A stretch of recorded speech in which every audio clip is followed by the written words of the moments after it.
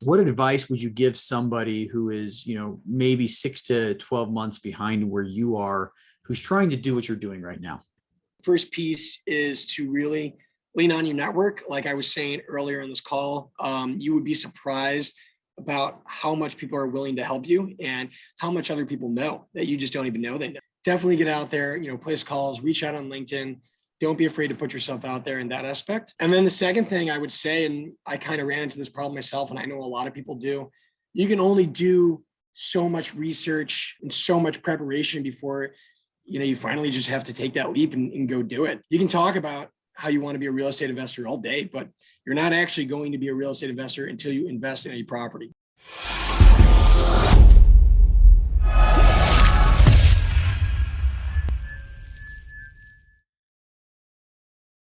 Welcome to the Diary of an Apartment Investor podcast. I'm your host, Brian Briscoe with Four Oaks Capital.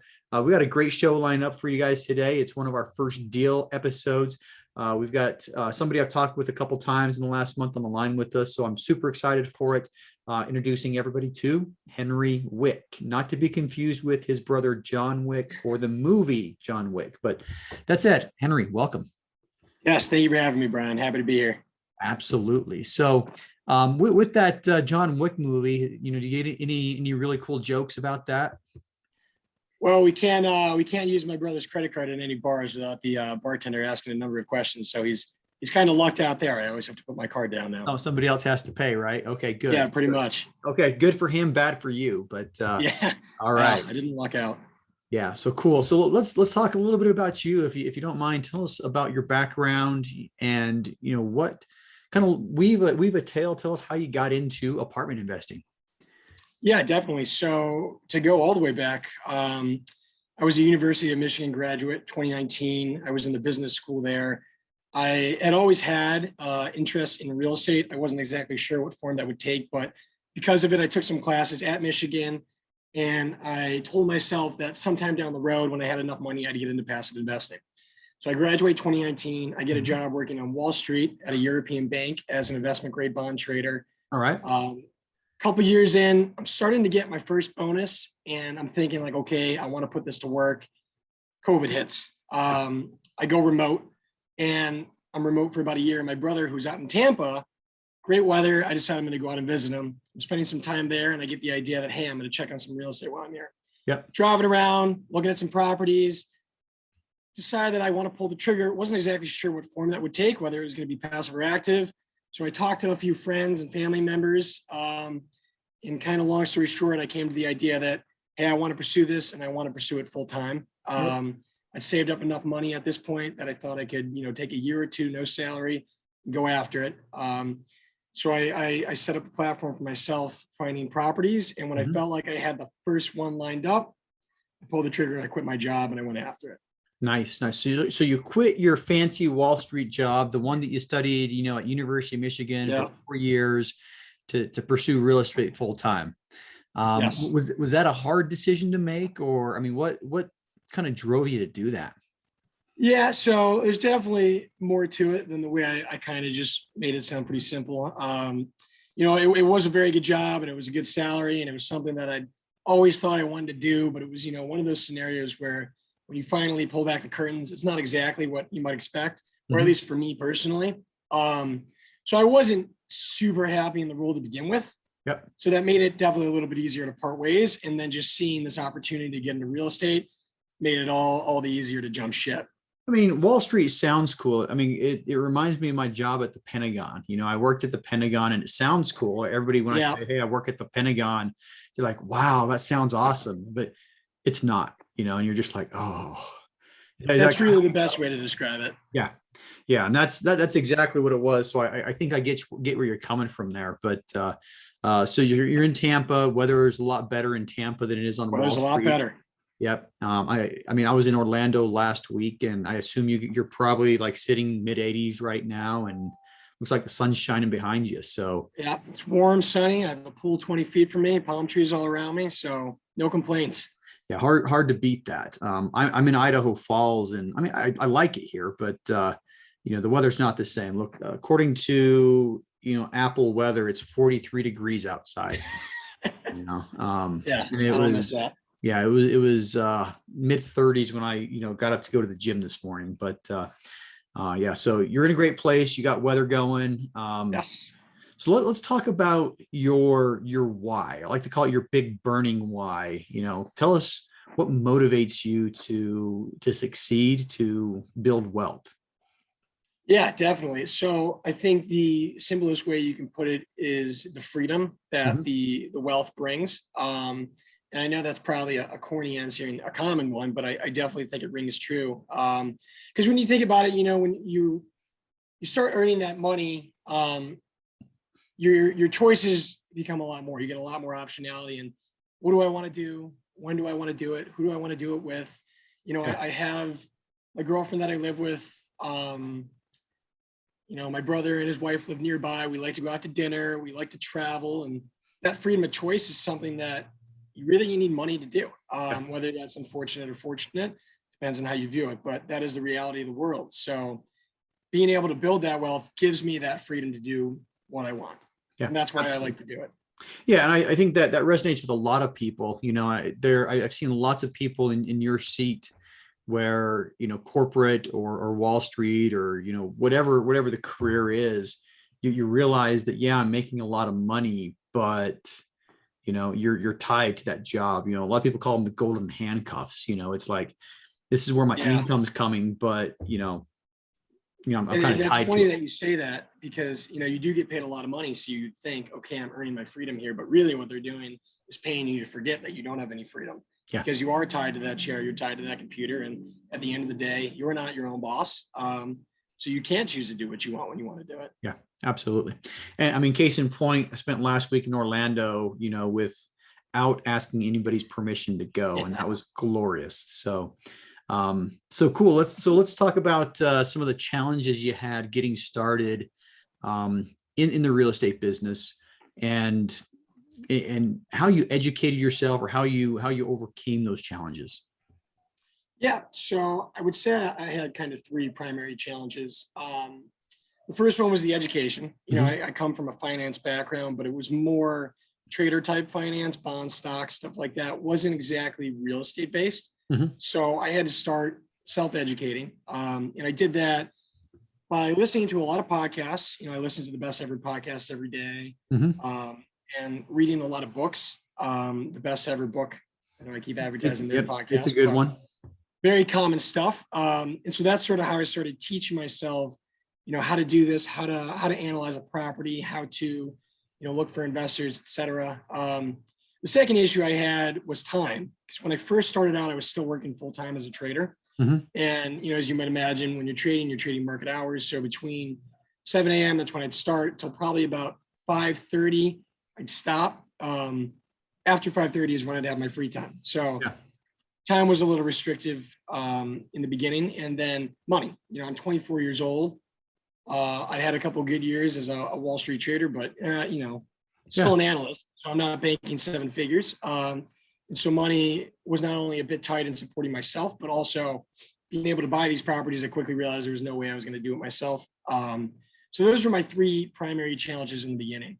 Yeah, I think those are very common challenges. I Definitely. think it doesn't matter what your age is, but time and money, or education. That's, if you can nail those three things, manage your time well, manage your money well, and um, gain the know-how and apply it. I mean, you're going to be successful at anything. So Yeah, and I mean, truth be told, there's still ongoing challenges. There's no, I think, one solution that resolves those issues. yeah, So I'm still learning, I'm still balancing my time, and I'm still trying to find money.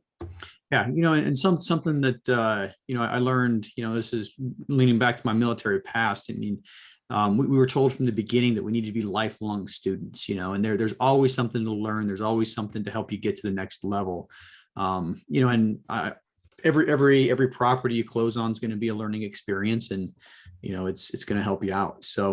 Um, so you mentioned best ever podcast, best ever book. Any other resources that you'd recommend people turn to help with learning about the business?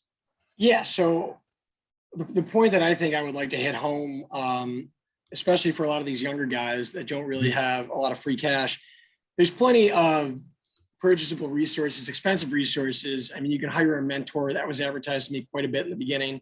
Yep. But I really am a strong believer in looking for the free resources first. And I found tons and tons of material online, just Googling stuff. And then take that a step further, reaching out to your network. I think there's a lot more that people have to offer that you don't quite realize unless you actually take the time to just ask. And so that's another thing I did. I reached out to people on LinkedIn. I went through my alumni network at Michigan. I emailed people, I called people. I wasn't afraid to really just put myself out there, and you get a lot of free resources that way. Case in point, that's how I met you.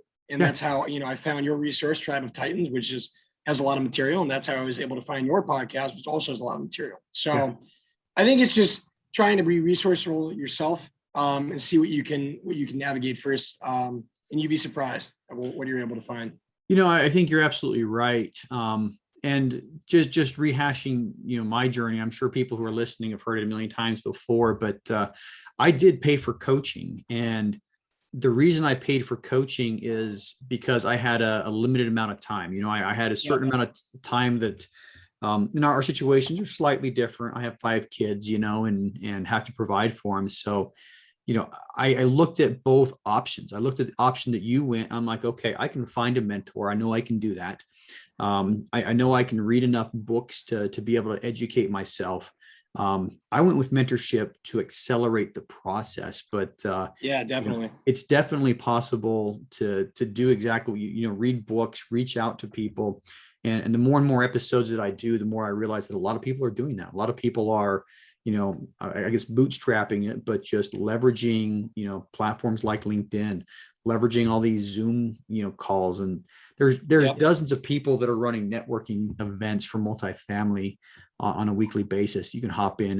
Totally. I think it's all about just putting yourself out there. I mean, you and I discussed it prior to the call, but we were both at this conference this past weekend, the Jake and Gino conference. And that's just a great area where you have a lot of like-minded people and similarly eager people that you can just introduce yourself, start a conversation, and, you'll be surprised where that brings you. Yeah. And I've met a lot of good people at those conferences and a lot of people that have helped our business grow. There was a couple of deals that we've done where we had to bring in, capital raisers outside, external capital raisers outside of 4 Oaks. And guess where I met them? It was big conferences like this, Exactly. And you may meet 30 or 40 or 50 people. And, out of those 30, 40, 50, you might follow up, keep a relationship alive with, 5 or 6. And when it's time for you to put a deal together, those are the people you call. So conferences like that, they're great. They're a lot of fun too. Yeah, definitely. And I think just going off of that, I was kind of emphasizing using as many free resources as you can. And I think that's very valid. But I will say at the end of the day, at some point, you probably will have to invest in yourself. And that might require a little upfront money, but I promise you, I've seen some turnaround from it, and I definitely think it's worth it. I think one of the biggest aha moments that I had, the epiphany, is it happened at one of those conferences, and it was being around the other people. And you're right, you can do it free, or you can go to a big conference and pay a little bit of money, but being around other people, it's absolutely amazing what you can learn from others, and just the motivation you get, when you see other people who are doing what you want to do. It's like, definitely. You know what? I talked to that guy for 45 minutes. He's a regular guy just like me, and he's doing what I want to do. And a lot of times that's more helpful to me than anything else. Seeing that, a regular guy just like me just closed on a 200-unit property. Guess what? I can do it too. Yeah, so absolutely. Definitely. You're definitely correct. So, well, cool. Let's talk a little bit about some deal specific stuff. I know you closed on a duplex. You're closing on another duplex.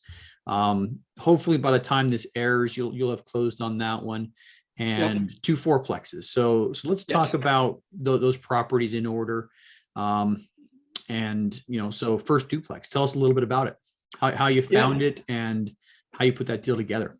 Definitely. So the first duplex we got about 6 months ago. For those of you that are familiar with Tampa, it's in Ybor City. It's about 10 minutes outside of downtown. It's a great area. It's experiencing some gentrification. A lot of young professionals are moving to it. It's not as expensive as downtown, but it's right there. We found this one, through a more traditional path. We got a broker in the area, since I was new and I wasn't super familiar with it, who brought me on probably about a dozen property tours. And it was very resourceful, especially, like I said, when you're newer and you might not have the time, which I didn't at that moment. He was able to help me identify this property. So we found this first one. To get a little specific, it was listed for 278. And we ended up beginning the negotiation process. As those of you who are active right now might imagine, there wasn't much to be taken off the top from the listing. Just things are obviously very crowded. It's right a seller's market. It really is. We were at the end of the day, we were very confident in the rental numbers, and that's what mattered most to us, what we thought we could return on it. And so we decided the 278 seemed worth it. And so we ended up proceeding. It was a very fast process from there. We began the inspection period, we began the appraisal, but we obviously ran into a number of hiccups, which I'd be happy to dive into. Yeah. Well, let's hit those hiccups then. Yep. So first hiccup, again, in Ybor City, you're dealing with a lot of older properties. Most of them built 1910, 1920, 1930. As a result, there's a lot of issues that, have kind of went unattended to. So some that we ran into were in one of our back units. It was a duplex. The second unit in the back had a lot of plumbing problems. And so immediately inspection 1 comes back, number of issues that have to be addressed before they can pass the 4 points. So that delays our timeline. At the same time, we had our first appraisal done. Again, I said we agreed at 278 to be the purchase price. First appraisal comes back 240. So now we're 38K apart. That's a pretty decent gap. And it's worth noting that for duplexes, triplexes, quadplexes, there's not as much supply. So you're going off of a lot of properties that were sold 6 to 8 months ago rather than more recent sales. And so it becomes a little bit more weedy to actually come up with what a fair value is. So the seller can test the price. Now we have to order a second appraisal. We also have the second inspection going on. So the second inspection comes through, another issue arose. So now that got delayed. Now we have 2 delays because of both the inspection and the appraisal. Unfortunately, hard to imagine, we have a third inspection and a third appraisal. I'm sorry, a second appraisal, comes back 240 again, and the third inspection fails. Finally, the fourth inspection passes, 4 points is ready to go. We can insure the property. But the third appraisal only comes back 250. So now we're 28K apart. We finally agree with the seller that, look, you can order a fourth appraisal, but whatever it comes back at, we're done there. We've been dragged out for 2 months now. If it comes back 250, we're done 250. It comes back 278, we're done 278. Fourth appraisal finally comes back 250. We settle at 250, which is fantastic for us. We got 28K off the top. Definitely works in your favor there. Yeah, it works in our favor because, like I said, at the end of the day, we were confident in what we thought the property was going to earn. And so whether it was 250 or 278, we weren't really shaken up about it. But nevertheless, it came back 250. That was what we ended up closing on at. But the process from start to finish took about 3 months when it was originally supposed to be a 30-day close. And so you would imagine for somebody that's entirely new to the process, I was freaking out. I mean, I was so concerned every time an inspection came back or an appraisal came back that something was wrong. I was so concerned that the seller was going to want to back out. It was a bit unfortunate, but we managed to finally see it through. And 3 months later in July, we finally closed on that property. Nice. That was the first deal. So you got through a couple of challenges there, mostly based on price. It turned out in your favor. So let's talk about funding the deal. Obviously, I'm assuming you guys had a bank loan, but tell us how you funded the deal. Yeah, so we had a conventional loan on the property. I actually took on the loan for this first deal. We ended up putting, I think it was 25% down, and we got 3.25% for our rate, which is pretty good. The equity portion was obviously the trickier part. We needed about $75,000 to fund the equity portion, including the closing costs, which, at the age of 24 wasn't something I had on hand or something I was willing to shell out on my own. So this is where I began to lean on my network again. I ended up sending it around to a lot of friends that I had, and found a few traders that I had worked with at the bank who had also just gotten their first decent bonuses and were looking to put it to work. And so that's who I ended up being able to get to come in on the first deal, which probably won't be a lot of people's experiences, because those guys are investing $5,000, $10,000 each. It gets a little bit trickier to work with. But for me, it was what I had available. And so I took it, I ran with it. And that's where I found the capital for the first deal. All right. So you assembled, a lot of friends, friends and family, former coworkers, or I guess at the time they were still coworkers, right? Yes, they were still coworkers. Yeah. So a couple coworkers, you get them all to chip in, and you raise the $75,000, you close. And how have things gone so far? Things have gone pretty good. So we leased it out very quickly. It took us about 2 weeks. Originally, we were expecting to earn about 1,800 in gross. We actually got 2,500. There was a nice surprise. There was a bit of a rental squeeze at the time we were trying to lease it, because there was a shortage of availability for the universities nearby due to COVID. And so they were all seeking off-campus housing, which made it a great time for us to lease up our units. And so we were able to get, significantly more than we expected. So that was the good part. The bad part is there was some maintenance that was left to be done on primarily the back unit, our unit B, that ended up coming up as our first tenant moved in. To give you an example, their common area outside, we had mulched it, but there was some glass from when the previous seller had been moving since they had replaced the windows. And so we had to pay for a moving company to come in and do that. Another issue, some of the electrical outlets weren't working. Or, another one, they had replaced the HVACs, but they had replaced them with used HVACs, and it ended up breaking down on us. So we ran into a number of issues up front. We weren't exactly profitable for the first 2 months. We're starting to become profitable on the property. But those were some unfortunate surprises that we obviously did not expect. Yeah. And you learn by experience. It's always nice to, raise a little bit more than you need to have. Which was our mistake for the first one. We did not do that. To have that covered, So if you need 75,000 to close, you raise a little more is the bottom line on that one. So now we talked a little bit before the show. You got another 2 units on the same street under contract right now. Street. Tell us a little bit about that one. Yeah, so that one kind of came up opportunistically. We were looking for our next property, and we've been finding a number of so properties, I would say, a little bit further outside of Tampa. And then it just so happened that I had been driving to the property one day, and I saw a for sale sign on this duplex down the road. Obviously, we were very confident about the area, so I moved very quickly on this one. And by this time, it's worth noting, I had become a real estate agent. So I pursued this deal as the agent as well. Which is a whole nother experience. But so this one came out. This one was a little bit more expensive. It was listed for 400. It was significantly larger. It was still 2 units, but one of the 2 units was a 4-bed, 2-bath, and it came with a backyard as well. So that was a little different. We ended up going in. We offered, I want to say, something around 374, and we settled at 387. And we ended up going with a non-traditional lender on this. I wasn't looking to take on another loan under my name. Though I was willing to guarantee it. We just decided we wanted to go a different route here. So that process began. It went pretty smoothly in terms of the inspection. There weren't as many issues on that end. But the appraisal was, again, another bumpy ride.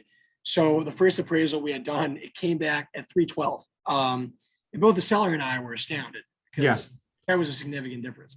So we started looking through the report, and I'm not exactly sure what went wrong with the appraiser, but instead of a 4-bed, 2-bath downstairs and a 2-bed, 1-bath upstairs, they only acknowledged 3 bedrooms in the entire household, which was incorrect, because they had also taken pictures of all 6 bedrooms and acknowledged them as bedroom 1, 2, 3, 4, 6, etc.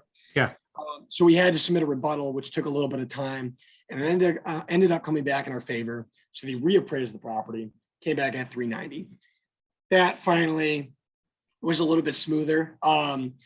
The second issue we ran into on this property, and why we got a little delayed on closing, we're going on to about month 3, I think it's been about 2.5 months, was the funding was a little bit trickier. So we had raised all the equity for the property, something about 125,000. But later in the game, the lender had kind of come to the decision that they weren't allowing gifts for the funding. We had to call an audible and switch from the 30-year loan that we were trying to get to getting a bridge loan to cover the purchase.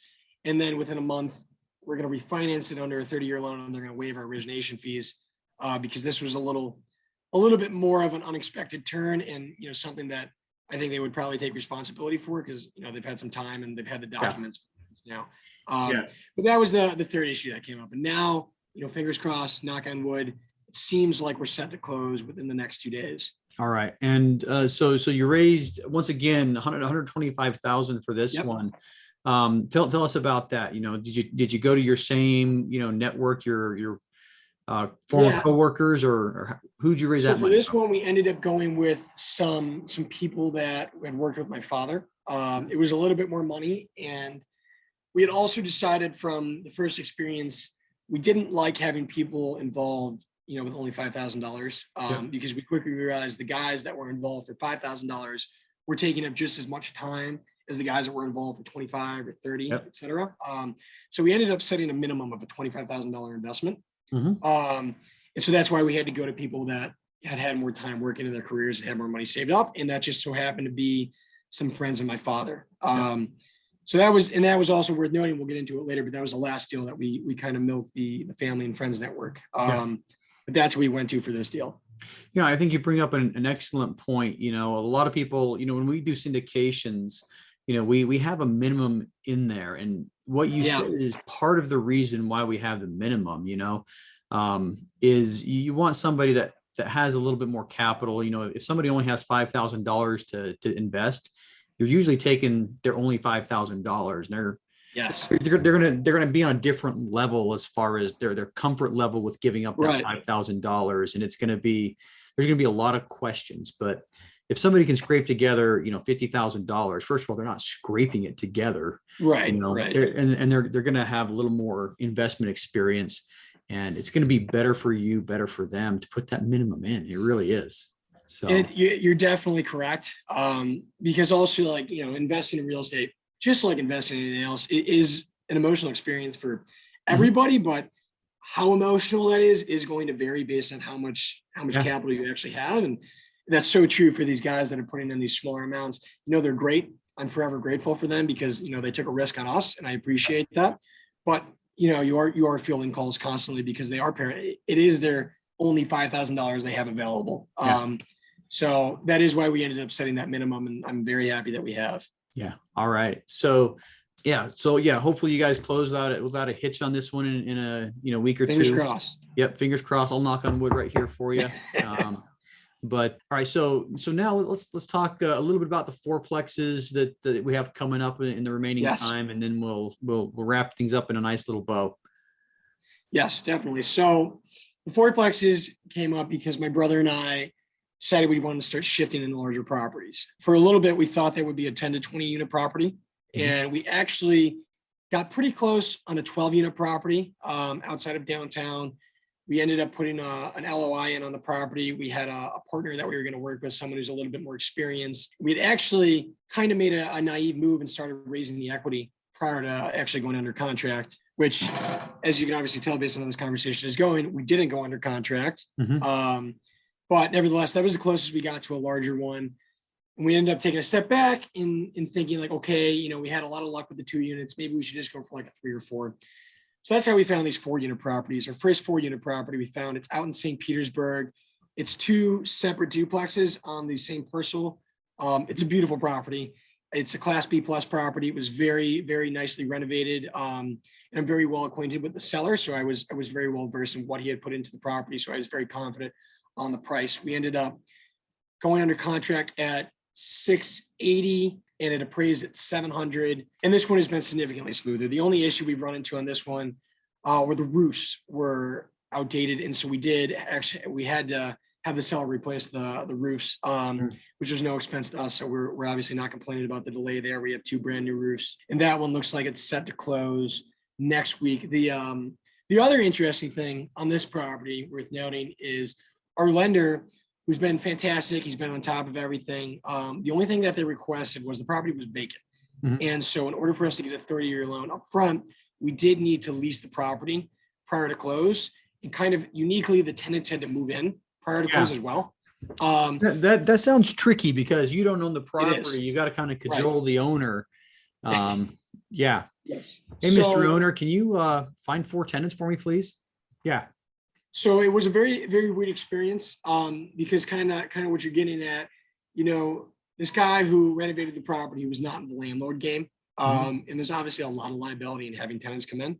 And it's a lot of effort in finding tenants and placing tenants. So we ended up coming to a written agreement that my brother and I would find the tenants ourselves. They would sign with our company, Wick Capital, and we would get a policy on the property that didn't require an inspection that would cover us in the short term. And so we also agreed that we would handle everything in terms of getting the tenants in and handling any maintenance issues if they arose. So you essentially signed a master lease is what that is. Yes. Yes. So you signed a master lease with him so you could operate the property while you didn't own it. Which makes the lender now comfortable to lend you money. And if everything works out, I mean, end of the day, that's beneficial for the seller too, because if this sale falls through, he's got tenants placed and, the next buyer now has, a fourplex with tenants in there, which is usually easier to sell. I mean, as long as the tenants are good tenants, it'll be easier to sell. But especially when you get into those 4 units, you're looking at it more of a business, and we got some very good leases on the property. So if it were to fall through, which it's not going to, but if it were, I think it would tee him up to sell it pretty quickly. So he was all for it. And like I said, we're kind of chugging to the finish line here. This has been our smoothest one thus far, and it looks like we should be closing on this one next week. All right. Awesome. Sounds great. And capital raise on this one, how'd you guys come up with the necessary capital to close? Yes. So this one, we got a little bit more formal. Instead of just making calls and kind of giving my spiel, we made up a formal offering memorandum, and we started going to, club meetings in the area, just trying to acquaint ourselves with people, and making a ton of phone calls to acquaintances with the purpose of having them connect us with people they knew that were interested in real estate. So like I said, the past deal was the first one where we really had a lot of friends and family involved. On this one, we only had one friend, so to speak, involved in the deal. And then the other people we found have actually been West Point connections. I didn't mention this, but my brother, he's a West Point graduate. And I won't hold that against him. What was that? I won't hold that against him. So my brother, West Point graduate, and the West Point community, very, very interested in real estate investing. A lot of military, actually, more broadly speaking, very interested in real estate investing. You yourself, one of them. And so that's who we found for this property. And we set that $25,000 minimum. We sent out our offering memorandum. We did, some calls. We had them speak with our lawyer as needed. And surprisingly, it was a lot smoother than getting friends and family involved, actually. Pleasantly surprised. So that's where we went to on this deal. And, when we get into the next 4-unit deal, when we talk about that one was exclusively all people that we weren't friends and family. So this one kind of gave us that experience that we needed to be able to do this next one. So you've transitioned from friends and family to going and finding other investors, and yes, we're close to out of time. So give us a 2 or 3 minute overview of that the other fourplex you guys are running. Yeah, so the final fourplex that we have, this is in Tampa Heights. It's about 45 minutes from the St. Petersburg one. Again, this one I found myself since I'm the agent on the deal. Very smooth process though. It was listed 500. We negotiated it down to 480. Went under contract. We used this new lender that we had a very good experience with on the other 4-unit. And this one's been going incredibly smooth. The company that owned it, very good job at maintaining it. So inspection passed right off the bat. Appraisal came in right at the price that we agreed to. So this one is, I think, our first one that's going to close without having to sign an extension, which should be sometime in the next 2 weeks. And it's already fully leased. So it's pretty turnkey. It's a little bit of a different experience, but the investors that we found were all about it. It was a great place for them to park their money and still get some very, very good returns. And so this one has been, again, knock on wood, very good experience thus far. So that's our final 4-unit. Awesome. So right now, math in public, 2 + 2 + 4 + 4. You guys are going to be really close to 12 units here. Yep. What are the next? What's next for you? Yep. So our remaining goals for the year, we have 2 months left. We're looking to get to 20 units. I'd spoken with this very large lender that I'm personally acquainted with, and they told me that when I hit 20 to 25 units, that's when I can really start shifting into the syndicating game. So that's what we're trying to do. We're trying to tee ourselves up for that, and that should kick us off for 2022, because in 2022 we are finally looking to do a syndication ourselves, or partner with another group that is doing a syndication. Finally move out of these residential multifamilies and get into the bigger league. Yeah, and interestingly enough, and it may seem backwards, it's a lot easier to get a loan for a $2 million property than it is for a $400,000 or $600,000, residential multifamily. Because, right now you're operating in twos and fours, which is still considered residential. But Yeah. Once you get above the $1 million mark and you're into the commercial multifamily realm, things are a little different. The appraisals are actually much more negotiable because they're based off of income and expenses. And, you don't have to get a whole new appraisal. You can just talk to the appraiser and be like, hey, why we think the expenses should be here instead of there. We think the income, and it's a conversation, and lenders are usually, a little more comfortable with the commercial lending space and giving you better terms on that. But, anyway, that said, very much appreciate it. Oh, I almost forgot, favorite question for this type of episode here. What advice would you give somebody who is, maybe 6 to 12 months behind where you are, who's trying to do what you're doing right now? Yeah. So I think I would give two pieces of advice. The first piece is to really lean on your network. Like I was saying earlier in this call, you would be surprised about how much people are willing to help you and how much other people know that you just don't even know they know. So definitely get out there, place calls, reach out on LinkedIn.